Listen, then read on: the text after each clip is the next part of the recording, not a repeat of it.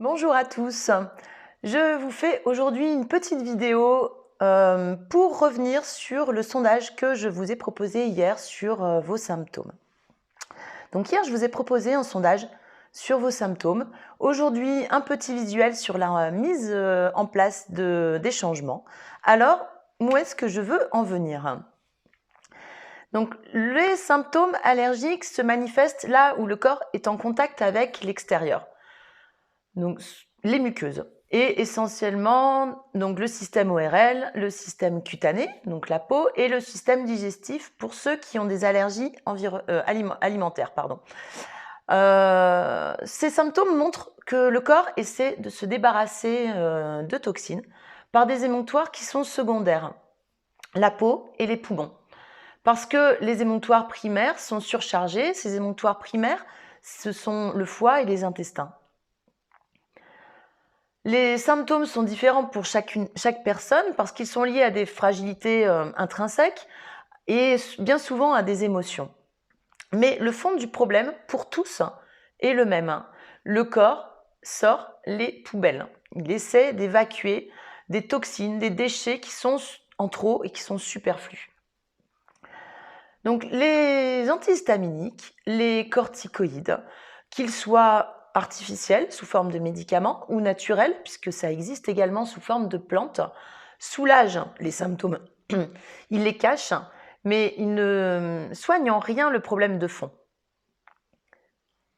Ils sont nécessaires un temps, puisque c'est pas nécessaire de souffrir, c'est pas non plus nécessaire de laisser le corps s'enflammer à outrance, mais ils ne font que cacher une problématique.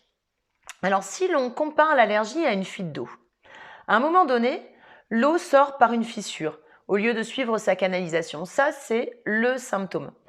Que se passe-t-il si vous bouchez la fissure uniquement? Eh bien, l'eau, elle essaiera de sortir ailleurs. La pression peut monter. Les antihistaminiques, les corticoïdes et même la désensibilisation ne font que boucher les fissures. J'ai régulièrement des clients qui font un choc anaphylactique en réaction à la désensibilisation. Et là, on est vraiment sur une allergie sévère qui nécessite l'hospitalisation, etc.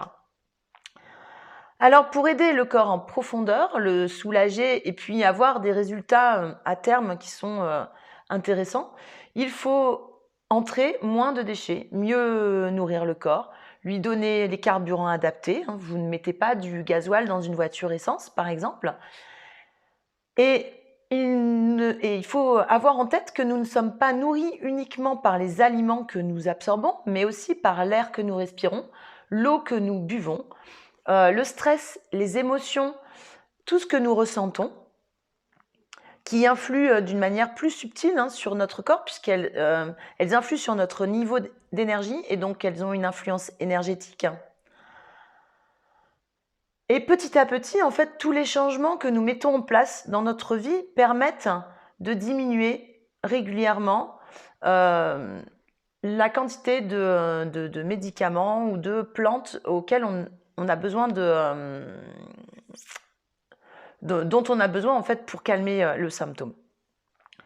Donc toutes les semaines seront rythmées par une succession de posts et de vidéos sur tous les aspects de la vie qui nous nourrissent et tous les aspects de la vie sur lesquels nous pouvons influer et sur lesquels nous pouvons,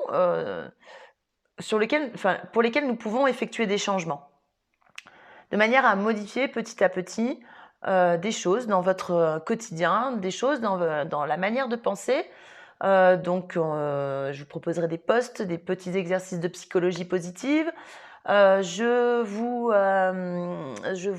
offrirai des e-books sur les solutions naturelles de temps en temps et régulièrement. Je vous partagerai aussi des petits challenges qui sont extraits de mon accompagnement en ligne Réconciliation avec Gaïa pour vous aider à commencer ce chemin.